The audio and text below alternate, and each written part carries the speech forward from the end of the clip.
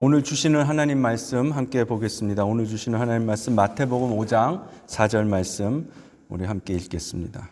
마태복음 5장 4절 말씀 함께 읽습니다. 애통하는 자는 복이 있나니 그들이 위로를 받을 것이미요. 아멘. 지난주에 이어서 우리는 오늘도 팔복의 말씀을 함께 나누고 은혜를 받기 원하는데요. 우리가 첫 번째 시간에 심령이 가난한 자에 대해서 함께 말씀을 나누었습니다. 두 번에 걸쳐서 그렇게 말씀을 나누었고요. 오늘은 팔복 중에 두 번째 복인 애통하는 자에 대해서, 그리고 애통하는 자가 받는 복에 대한 말씀을 우리가 함께 나누고 은혜 받기를 원합니다. 어떤 종류의 슬픔이건 슬픔을 좋아하는 사람은 없습니다. 그래서 우리는 될 수 있으면 우리 인생 가운데 어떻게 하든지 슬픈 상황이나 내가 슬프게 되는 어떤 현실들을 우리는 피하기를 원하죠. 그렇지만 우리의 의지와 상관없이 우리가 살다 보면은 어쩔 수 없이 어떤 슬픔의 상황이나 그런 환경 가운데 처하게 됩니다. 부모님이 돌아가셨을 때라든가 아니면 친한 사람과의 관계가 깨어졌을 때라든가 이럴 때 우리는 그런 슬픔의 시간을 맞이하게 되죠. 제가 예전에 어떤 설문조사를 봤더니 그 사람이 느끼는 가장 큰 슬픔으로 인한 그 스트레스가 어느 때가 제일 큰가, 그 설문조사가 말하는 것은 사랑하는 배우자와 사별했을 때, 그때 사람이 느끼는 스트레스의 지수가 가장 높다라는 이야기를 제가 본 적이 있어요. 여러분은 인생 가운데서 언제 가장 애통하고 또 언제 가장 슬픈 시간을 경험하셨습니까? 저는 이제 한번 생각을 해봤어요. 제가 설교를 준비하면서 생각을 해봤더니, 제가 이제 군대 가기 전에 제가 이제 장교로 훈련을 받고 군대를 갔는데, 장교로 훈련을 다 받고 이제 장교 계급장을 달고 임관하기 직전에 신체 검사를 해요. 임관 신체 검사를 하는데, 그때 정말 뜻하지도 않게 제가 폐결핵 진단을 받았어요. 저는 그때 정말 하늘이 무너지는 줄 알았고, 정말 얼마나 슬프고 낙담이 되고 앞이 보이지 않는 그러한 어려움의 시간이었는지 모릅니다. 왜 내가 이런 병에 걸렸을까? 그리고 사실 폐결핵이라는 것이 그렇게 쉽게 걸릴 수 있는 병도 아닌 것인데, 옛날에 우리가 못 살던 시절에 걸렸던 병들인데, 내가 왜 이런 병에 걸렸을까 하면서 그 약을 먹으면서 그때가 겨울이었는데 아무 데도 나가지 못하고 있으면서 지냈던 그 시간이 저한테는 가장 크고 힘든 그런 애통하는 그런 시간이었던 것 같아요. 슬퍼한다라는 것은 그래서 그 현대의 문화가 지향하고 현대의 문화가 원하는 그런 방향과 아주 반대되는 것이어서 현대의 문화는 슬퍼하는 것들을 굉장히 금기시하게 됩니다. 주로 현대 문화가 말하는 것들은 자기를 개발해라, 뭔가를 성취해라, 그리고 긍정적 사고방식으로 살아라 하는 이런 것들이기 때문이죠. 근데 그러한 영향 때문인지는 몰라도요, 교회 역시 슬퍼하는 것을 아주 싫어하는 그런 분위기가 교회에도 있습니다.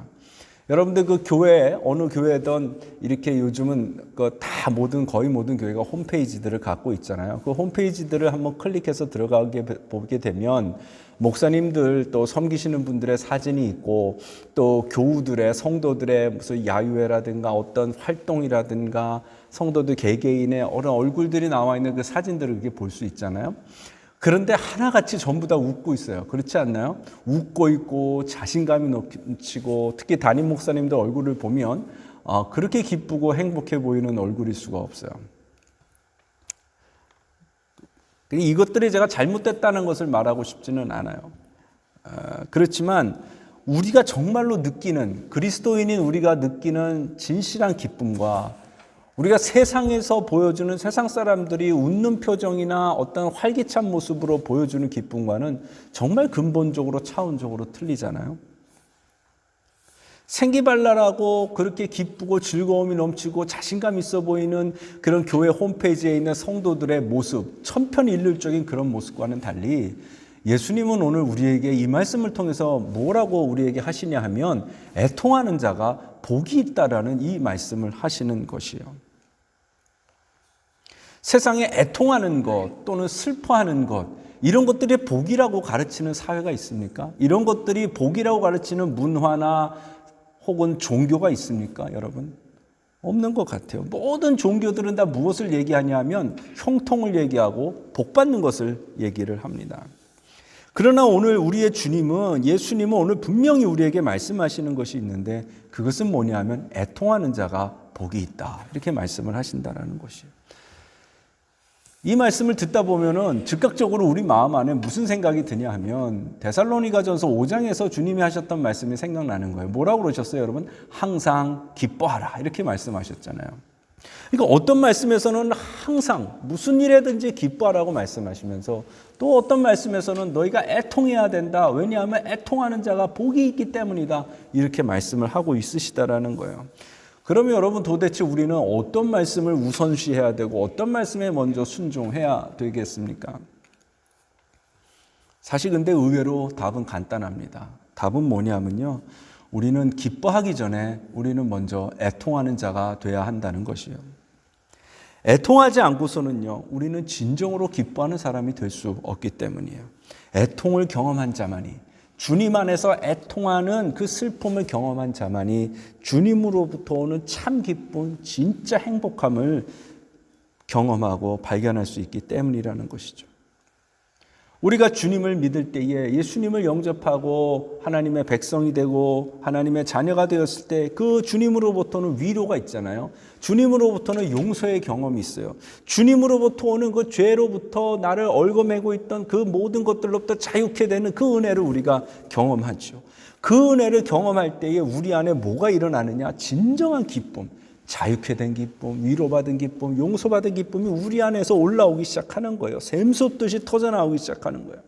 그래서 이렇게 얻어진 기쁨은 결코 우리 안에서 숨겨질 수가 없는 거예요. 그 기쁨을 숨기려고 해도 숨길 수가 없죠.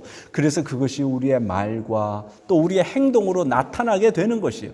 그래서 믿지 않는 사람들, 불신자들, 교회 밖에 있는 사람들이 그것을 볼 때에, 야, 예수님에게는 뭐가 있구나, 야, 교회에는 정말 뭐가 있구나, 이렇게 느끼게 되는 것, 그것이 진정한 그리스도인 안에 넘치는 기쁨이어야 된다는 것이죠. 심령의 가난이 물질적 가난이나 외면적으로 드러나는 어떤 표정이나 겸손한 태도라든가 이런 것이 아니다라고 제가 말씀을 드렸어요. 성경이 말하는 심령의 가난함은 영적인 가난함이라는 것을 말씀을 드렸어요. 그렇다면 애통이라는 것도 무엇인가? 똑같은 선상에 있는 것이에요, 여러분. 애통이라는 것도 내가 어떤 감정적으로 슬픔을 느끼는 것이 맞기는 하지만, 성경에서 말하는 애통하는 자가 복이 있다고 했을 때 이 애통은 무엇인가? 이 슬픔은 무엇인가? 이것은 우리의 영이 느끼고 우리의 영이 감지하는 애통함이고 슬픔이라는 것입니다. 심령의 가난함을 경험한 사람들, 그 사람들, 심령이 가난한 자인 것을 깨달은 그 사람들에게 필연적으로 뒤따라오는 것이 있는데, 그것이 뭐냐? 애통하는 것이라는 것이에요. 자기의 곤고함과 자기의 가련함과 눈먼 것과 벌거벗고 있는 그 수치를 깨달은 그 순간 우리는 어떻게 하게 됩니까? 주님 앞에 나아가서 애통하며 울며 슬퍼하며 주님의 은혜를 구할 수밖에 없기 때문이에요. 그리고 그 주님은 그 애통하는 자를 향하여 찾아오셔서 위로해 주신다는 것입니다. 야고보서 4장은 우리의 애통이 무엇으로부터 나오는 것인지 좀 더 구체적으로 우리에게 알려줍니다. 야고보서 4장 8절에서 10절 말씀을 함께 읽어보겠습니다. 하나님을 가까이 하라, 그리하면 너희를 가까이 하시리라. 죄인들아 손을 깨끗이 하라. 두 마음을 품은 자들아 마음을 성결하게 하라. 슬퍼하며 애통하며 울지어다. 너희 웃음을 애통으로 너희 즐거움을 근심으로 바꿀지어다. 주 앞에서 낮추라. 그리하면 주께서 너희를 높이시리라. 신약 성경에서는요, 예수님의 팔복 말씀과 함께 이 야고보 사도가 야고보서에서 성도들을 향하여서 동일하게 말씀하고 있어요. 애통하라는 것입니다. 슬퍼하며 애통하며 울지어다. 너희 웃음을 애통으로 바꾸고 너희의 즐거움을 근심으로 바꾸어라 말씀하신다는 거예요. 여러분, 웃는 것은 좋은 것입니다. 그렇잖아요. 웃으면 복이 와요라는 말도 있잖아요. 그리고 즐거워하는 것이 죄가 아니에요. 즐거워하는 것 좋은 것이에요. 그런데 오늘 야고보 사도는 우리에게 뭐라고 말씀하시냐? 그 모든 것들을 애통과 근심하는 것으로 바꿔라, 이렇게 말씀하신다는 것이죠. 피상적이고 기만적으로 웃는 그 거짓 웃음과 기뻐하는 것들을 이제는 너희들은 너희 삶 가운데서 걷어치우고 너희의 영혼으로부터 나오는 슬픔을 안고 애통하는 자리, 그 주님의 앞자리로 나아가라고 우리에게 가르치고 있다는 것입니다. 여러분 왜 그렇습니까? 무엇 때문에 야고보는 우리에게 오늘 애통하라고 이렇게 얘기합니까? 그것은 우리의 본성이 죄인이고 우리의 본성이 예수님 앞에 두 마음을 품은 자들이기 때문이라는 것이죠. 오늘 야고보 사도는 그래서 저와 여러분을 향해서 뭐라고 부르고 있느냐? 죄인들아 이렇게 부르는 거예요. 두 마음을 품은 자들아 이렇게 부르고 있다라는 것이에요. 그들에게 또한 이렇게 외치는 것이에요. 너희들의 손을 깨끗이 해라. 너희들의 마음을 성결하게 해라.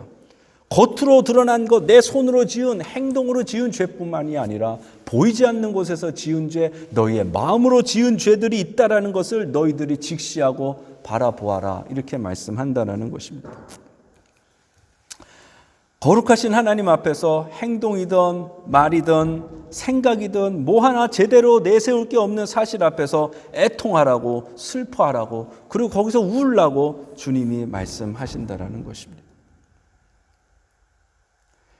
야고보서는 이방인 신자가 아닌 이미 하나님을 믿는 유대인 신자들을 향해서 쓴 성경이에요, 여러분. 그들은 하나님의 택한 백성이었고요. 율법을 가진 백성이라는 큰 자부심을 갖고 있었던 사람들이었어요. 그런데 오늘 야고보 사도가 야고보서를 통해서 유대인들에게 이 말씀을 하는 것은 무엇입니까? 늘 항상 유대인들이 신자들이 가지고 있었던 우리는 이방인들보다 한 수 위라는 그 그릇된 허상과 그릇된 자만심을 완전히 깨뜨려 버리는 것이라는 것이. 우리는 하나님의 언약된 백성이다. 선택받은 민족이다. 우리는 율법을 소유했다. 심지어는 예수 그리스도가 유대인의 혈통이라고 하는 그 스스로의 자만심으로 높아져서 있다 할지라도 야고보서는 무엇이라고 얘기하는가? 너희는 그저 구원받아야 될 죄인일 뿐이다. 그렇게 야고보서는 오늘 우리에게 말씀하고 있다라는 것이에요. 그러니 너희들은 어떻게 해야 되느냐? 하나님 앞에 마음을 찢고 하나님 앞에 애통하고 하나님 앞에 슬퍼하면서 나오라고 말씀하고 있다라는 것이. 그것이 야고보 사도가 오늘 우리에게 말하는 주 앞에서 너희를 낮춰라 하는 말씀이라는 것입니다. 여기서 주님 앞에서 낮추라는 이 말씀을 너희는 겸손해야 된다 이렇게 하는 말로 여러분 들으시면 그거는 심각한 오해인 것이에요. 여기서 나를 낮추라, 너희를 낮춰라 하는 말은 무슨 말이냐? 하나님 앞에 너희의 죄를 인정하고 슬퍼하며 애통하라는 그 말씀인 것이에요. 거룩하신 하나님 앞에서 자기의 영적인 실상을 깨닫고 낮아져라 라고 우리에게 명령하고 계시다라는 것입니다. 다시 말해서 너희의 심령이 가난해지라는 말씀을 하신다는 것이죠. 외식적인 웃음과 즐거움을 거두고 너희 심령의 가난함을 똑바로 보아야 된다. 이 말씀을 한다는 것이요. 왜 그런지 아세요, 여러분? 그것이 주님 앞에 나를 낮추는 일이고 내가 주님 앞에 나 스스로를 그렇게 낮추기 시작할 때에 가난한 심령이 되어서 주님 앞에 낮아질 때에 어떤 일들이 우리에게 일어나는가? 주님이 우리에게 오셔서 우리를 위로해 주신다는 것이요. 이것이 팔복의 언어로 무엇입니까? 애통하는 자는 복이 있나니 너희가 위로를 받을 것이다. 이 말씀을 라는 것입니다. 여러분 이사야 선지자는 거룩하신 하나님 앞에서 자기의 더러운 죄의 모습을 보며 경악했던 사람이고 그래서 하나님 앞에 애통할 수밖에 없었어요. 이사야서 6장 1절에서 5절 말씀 우리 다 아는 말씀이잖아요. 제가 중요한 말씀만 읽어드릴게요. 이사야가 성전에서 하나님의 영광을 봅니다. 거룩하신 하나님을 봅니다. 만납니다. 인카운트합니다. 그때에 이사야의 입에서 처음 터져나온 한마디 그 비명 같은 외침이 무엇입니까, 여러분? 그때에 내가 말하되 화로다 나여 망하게 되었다. 나는 입술이 부정한 사람이요 나는 입술이 부정한 백성 중에 거주하면서 만군의 여호와이신 왕을 배웠음이로다 하였더라.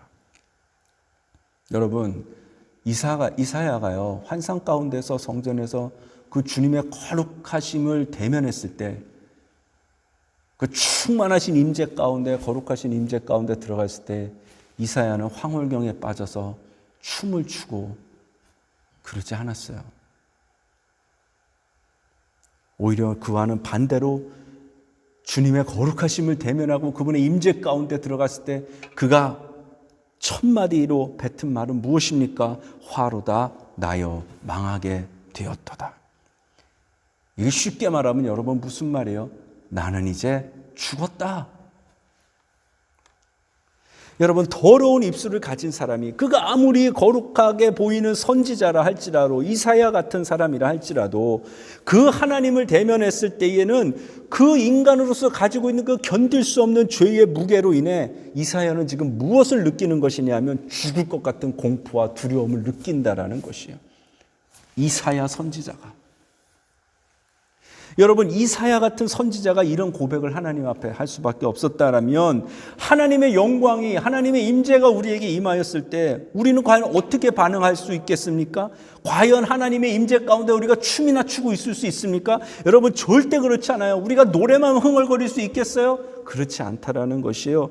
이사야보다 참담한 고백이 우리 입에서 터져나와야 된다는 것이요. 화로다, 나요 망하게 되었도다, 나는 이제 죽었다. 이 비명 같은 외침이 우리 입에서도 나와야 한다는 것이요. 그것이 애통하는 것입니다. 여러분, 사도 바울도 우리가 비슷한 경험을 하고 있는 것을 로마서에서 발견합니다. 로마서 7장에 사도 바울이 이렇게 탄식하잖아요. 오호라, 나는 곤고한 사람이로다. 이 사망의 몸에서 누가 나를 건져내랴. 죄에서 해방되기를 간절히 원하고 예수 그리스도를 믿음으로 의롭게 여김을 받았다고 믿는 가운데 있지만 여전히 죄의 종이 되어서 살고 있는 자기의 삶의 모습을 보면서 통곡이 나오는 것이에요. 오호라, 나는 곤고한 사람이로다. 여러분, 이게 그냥 성경에 있는 이야기고 그냥 남이 하는 소리처럼 들리시면 안 된다는 것이에요. 우리와는 전혀 상관이 없는 그냥 사도 바울의 개인적인 체험일 뿐이다라고 여러분 받아들이시면 안 되는 것이에요. 사도 바울처럼 나 역시 죄를 이길 힘이 없는 것 때문에, 나 역시 이 죄를 넘어갈 그 능력이 없는 것이기 때문에 하나님 앞에서 애통하고 탄식해야 한다는 것입니다. 지난번 올림픽에서 한국의 아주 유명한 육상 선수 우상혁 선수라고 있는데, 이 선수가 세계선수권대회에서 메달을 땄던 선수예요. 그래서 올림픽 그 높이뛰기에서도 메달을 당연시 모든 사람들이 기대하고 있었는데 그만 안타깝게도 메달권에 들지 못했습니다. 그때 이 선수가 마지막 3차 시기까지도 그 장대를 뛰어가서 넘는데 넘지 못하는 그 모습을 보면서 그 선수 자신이 눈물을 흘리더라고요. 그건 넘어갔어야 되는데 넘어가지 못하고 걸려서 떨어지게 될 때에 그 안타까움으로 우는 모습을 보았어요. 여러분, 우리도 똑같은 것이죠. 내가 넘어가지지 않는 그 죄 앞에서, 이길 수 없는 그 죄 앞에서 쓰러질 때에 내 영으로부터 어떤 것이 나오느냐? 애통하고 통곡하고 슬퍼하는 모습이 나와야 한다는 것입니다. 그것이 정상적인, 지극히 정상적인 여러분 크리스찬의 모습이에요. 여러분은 참 신자이십니까? 여러분은 거듭난 성도이십니까? 예수님의 제자세요? 그렇다면 여러분의 삶에서도 반드시 죄에 대한 애통함이 나타나야 한다는 것입니다. 이거는요, 여러분이 평생을 살면서 매일매일 죄책감 가운데 살아라, 이런 말씀을 드리는 것이 아니에요. 여러분, 죄인인 자기의 모습, 부족하고 연약해서 걸려 넘어질 수밖에 없는 그 삶을 반복해서 살고 있는 자기의 모습을 보면서 애통하고 슬퍼해야 된다는 것입니다. 여러분, 이 죄가 무슨 간음죄, 뭐 누구 사기 쳐먹고 등 쳐먹고 뭐 수십만 불, 수천만 불을 떼어먹은 것만 죄예요? 여기서 말하는 그 죄는 그런 죄뿐만이 아니에요, 여러분.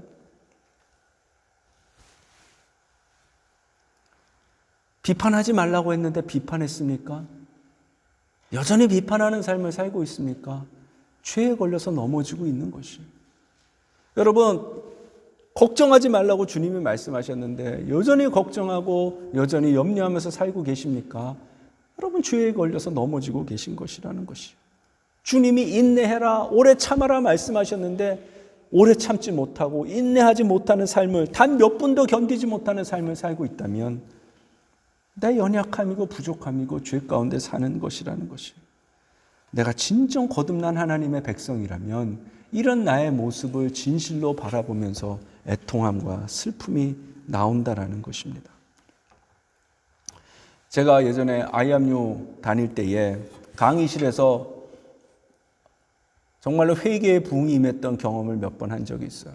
그 중에서 한번 생각나는 것이 제가 3학년 때인가 그랬는데 어느 날 강실에 그때가 그 아담 교수님 그 교수님 시간이었는데 그 강의의 제목이 부흥이었어요.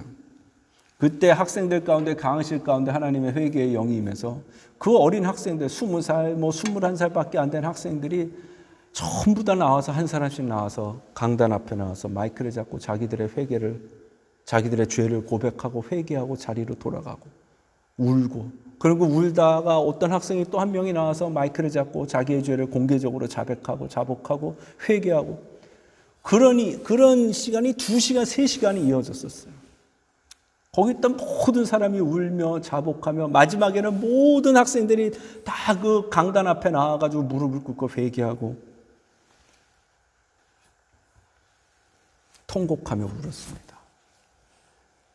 죄로 인한 슬픔, 연약한 자기 모습에 대한 애통함으로 울었던 것이, 그들이 울고 있는 그 울음소리를 주님이 들으셨지 않겠어요? 그리고 주님이 그들의 울음소리를 들으면서 얼마나 여러분 기뻐하셨겠어요? 저는 확신해요. 구약에서 여러분 이스라엘 백성들이 하나님 앞에 번제를 드릴 때에, 속죄제를 드릴 때에 그들이 제물을 잡고 제물을 불에 태워서 하나님 앞에 드렸어요. 그러면 그 연기가 하나님 앞에 올라가고 하나님께서 성경에서 뭐라고 마셨자면 여호와 앞에 향기로웠다. 그 제물이 타는 냄새를 여호와께서 향기롭게 맡으셨다라고 말하잖아요. 하나님의 취미가 동물의 시체 타는 것을 좋아하는 취미여서 그게 향기로웠겠어요, 여러분? 그렇지 않지요. 그 동물이 타는 냄새는 무엇이었습니까? 그 제물로 죽여진 그 제물의 짐승이 타는 그 연기는 무엇을 상징합니까, 여러분? 죄가 타는 것입니다. 죄가 타오르는 연기요, 죄가 타오르는 냄새를 상징하는 것이잖아요. 그래서 주님이 기뻐하시고 그 향기가 아름답게 느껴지는 것은 무엇이에요? 죄가 탔기 때문에, 죄가 타서 없어지기 때문에 주님이 그것을 기뻐하시고 흠양하셨다라는 것이잖아요. 여러분, 하나님 앞에서 애통하는 마음을 달라고 여러분 구하시기 바라요. 왜냐하면 애통하는 자만이 위로를 받기 때문입니다. 하나님 앞에서 애통하는 심령은요, 다른 무엇보다도 그리스도인들이 가져야 될 영성의 기초인 것이에요. 애통함의 경험이 없이 우리는 하나님 아버지의 마음을 알 수 없어요. 우리를 사랑하시고 우리를 구원하기 원하셨던, 자기 독생자를 희생하면서까지 우리를 구원하기 원하셨던 그 하나님 아버지의 마음을 우리는 알 길이 없다는 것이에요. 애통함이 없다면. 그리고 여러분, 더 나아가서 하나님 아버지의 마음을 모르는데 우리가 어떻게 다른 사람들을 위하여, 병자를 위하여, 고통받는 자들을 위하여, 나라들을 위하여, 열방을 위하여, 교회를 위하여 여러분 기도할 수가 있겠어요? 하나님 아버지의 마음을 모르는데 어떻게 진실한 기도를, 중보의 기도를 할 수 있겠어요? 여러분, 미얀마의 수많은 영혼들이 예수 그리스도를 알지 못한 채 지진으로 죽어서 지옥에 갔습니다. 얼마나 많은 자들이 죽었는지 집계도 안 되고 통계도 안 되고 있어요. 여러분, 미얀마는요 90% 이상이 불교를 믿는 불교 국가예요. 여러분, 그 사건과 사고의 소식을 접했을 때 여러분들은 아유, 이런 지진이 일어났네, 참 안타깝네, 불쌍하네, 그러고 말면 안 되는 것이에요. 그 영혼들이 어디로 갔을까? 그것을 생각하면서 여러분 안에 애통하는 마음이 나와야지 정상이라는 것이. 북한 가운데, 여러분 우크라이나 전쟁 가운데 무고한 피를 흘리며 희생당하고 있는 그 수많은 사람들을 볼 때에 여러분들 안에 그 영혼들을 향한 하나님 아버지의 마음, 그 영혼들을 향한 하나님 아버지의 슬픔이 여러분 느껴지셔야 한다는 것이. 그 영혼들을 가슴에 끌어안고 애통하며 기도하는 사람이 여러분 진짜 중보자고, 그렇게 기도하는 사람이 진짜 선교사인 거예요, 여러분.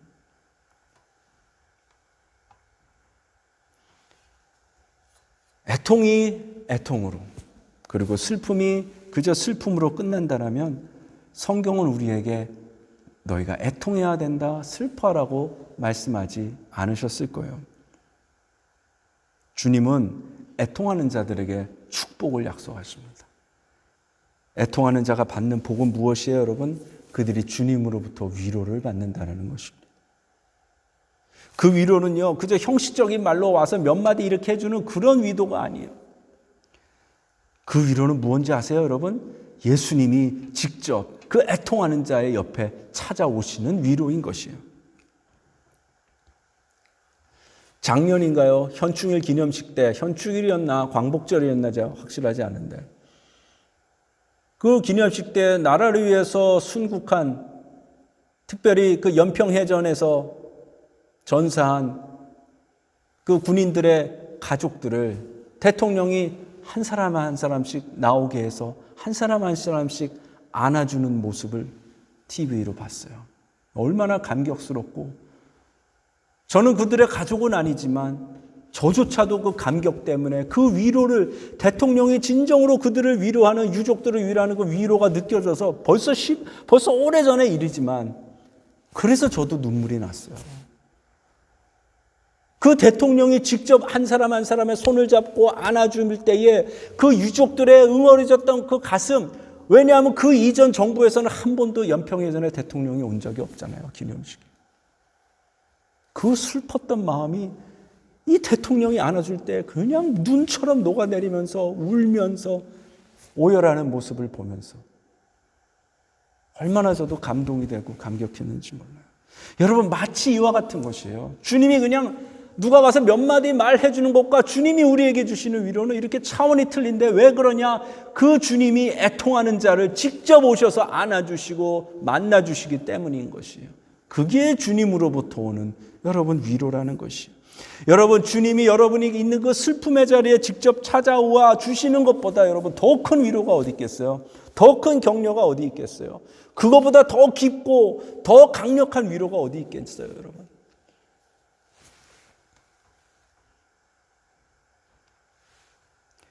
여러분, 주님 앞에서 우리의 애통하는 것과 우리의 슬퍼하는 것이, 그러나 그게 단지 죄에만 국한되는 것이겠어요?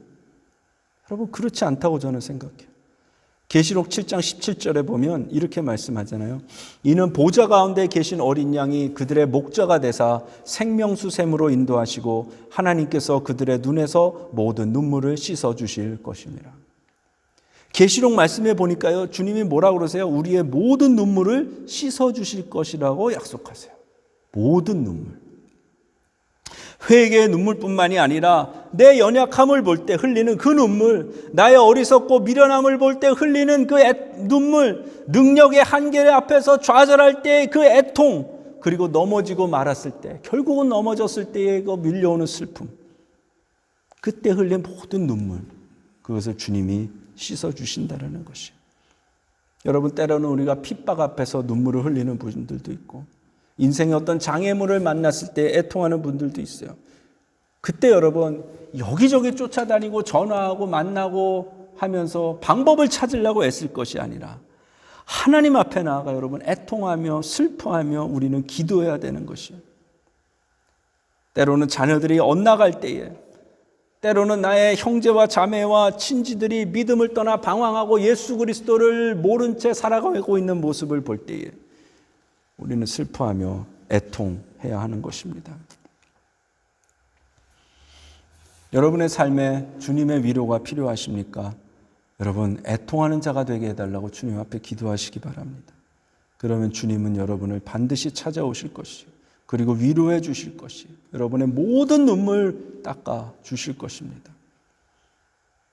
여러분, 주님의 필요와 주님의 위로가 필요하신 분들은 애통하셔야 돼요. 그리고 눈물을 흘리셔야 돼요. 주님이 모든 눈물을 닦아주신다고 했잖아요. 그 눈물 닦아주시러 주님이 오시는 거예요. 그런데 여러분들이 정작 위로받아야 될 여러분들 안에 눈물이 없다면, 닦아줄 눈물이 없는데 어떻게 주님이 오시겠어요? 여러분, 잃어버린 눈물을 되찾으시기 바랍니다. 지금의 교회들은요, 기쁨이 있어요. 즐거움이 있어요. 그런 척하는 건지는 모르겠지만. 그런데요, 지금의 교회들이 분명히 위기인 것은 애통을 잃어버린 교회들이 되었다는 것입니다. 여러분, 애통하는 자에게 주어지는 주님의 위로는요, 이렇게 현실적이기도 하지만 궁극적으로는 우리가 갖고 있는 구원의 소망인 것이에요. 이스라엘이 바벨론의 포도로 잡혀갔을 때 그들은 고국으로 돌아가기를 애타게 기다리며 슬퍼하며 애통했어요. 우리가 잘 아는 말씀 시편 126편에 이렇게 말하잖아요. 여호와여 우리의 포로를 남방 시내들 같이 돌려보내소서. 눈물을 흘리며 씨를 뿌리는 자는 기쁨으로 거두리로다. 이 말씀의 배경은요, 이스라엘 백성들이 바벨론에서 포로 생활할 때의 배경이에요. 여러분, 그들이 포로 생활을 하는 동안 그들의 삶을 지배한 것들이 무엇이겠어요?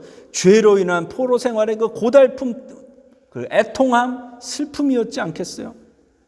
그런데 그들이 하나님 앞에서 뿌린 그 슬픔의 씨앗, 애통의 씨앗은 반드시 기쁨으로 단을 거두게 되는 그 날이 오게 될 거라는 것이에요. 그게 우리가 가진 소망이에요. 그게 우리가 가진 주님의 위로인 것이에요. 여러분, 북한의 지하교회 성도들을 생각해 보세요. 구원의 소망을 붙들고 하나님 앞에서 애통하는 그들을 기억해 보세요. 하나님의 약속은 반드시 이루어지는데, 그렇다면 북한의 지하교회에서 지금도 울며 애곡하며 기도하는 그 성도들의 기도를 하나님은 반드시 들으시고 그들을 찾아가셔서 위로해 주실 것입니다. 문제는 여러분, 북한의 지하교회 성도가 문제가 아니라 이 호화스럽고 이 발달되고 이 자유스러운 문명 세계에 사는 우리가 문제인 거예요. 이런 세상 가운데 살면서 여러분, 가난한 심령을 갖는 것은 정말 어렵기 때문이죠. 뭐 어려운 문제가 있으면요, 웬만한 건 요새 인터넷 들어가서 찾으면 다 찾을 수 있어요. 챗 GPT한테 물어보세요, 여러분. 아니, 챗 GPT가 정신상담도 해준대요.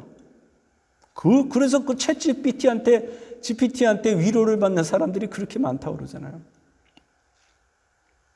모든 거를 이렇게 챗 GPT가 응답해주고 이러는데, 뭐 하나님을 찾고 하나님 앞에 나가서 애통할 그런 마음이 있겠어요? 하나님을 의지할 일이 별로 없는 세상이 갈수록 돼가고 있는 것이에요.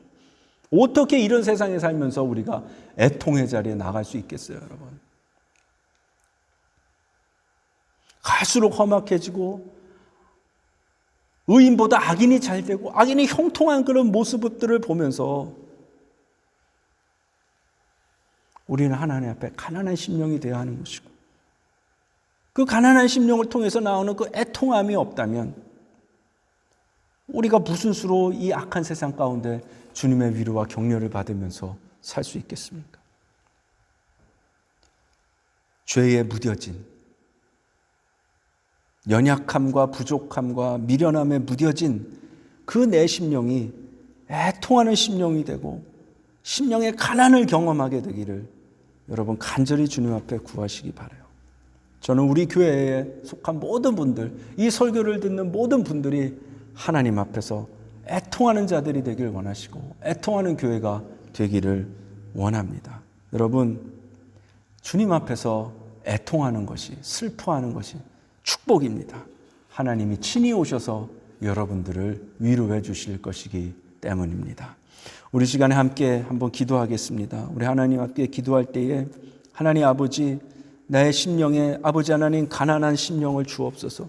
하나님 아버지, 그래서 그 가난한 심령으로부터는 내가 더 이상 자기를 만족하고 기만적인 웃음과 즐거움으로 나를 포장하고 사는 것이 아니라 하나님 내 눈을 열어주셔서 내 심령의 가난함을 보게 하시고 그 심령의 가난함을 통하여서 주님의 애통 앞에, 주님 앞에 애통하는 심령으로 주님 앞에 나아가 기도하게 하여 주옵소서. 주님 앞에 은혜를 구하게 하여 주옵소서. 그래서 주님으로부터 오는, 주님이 찾아오셔서 만나주시고 말씀해주시고 안아주심으로 위로하는 그 놀라운 위로의 경험을 하게 되기를 원합니다. 이 시간에 우리 하나님 앞에 다 같이 한번 기도하겠습니다.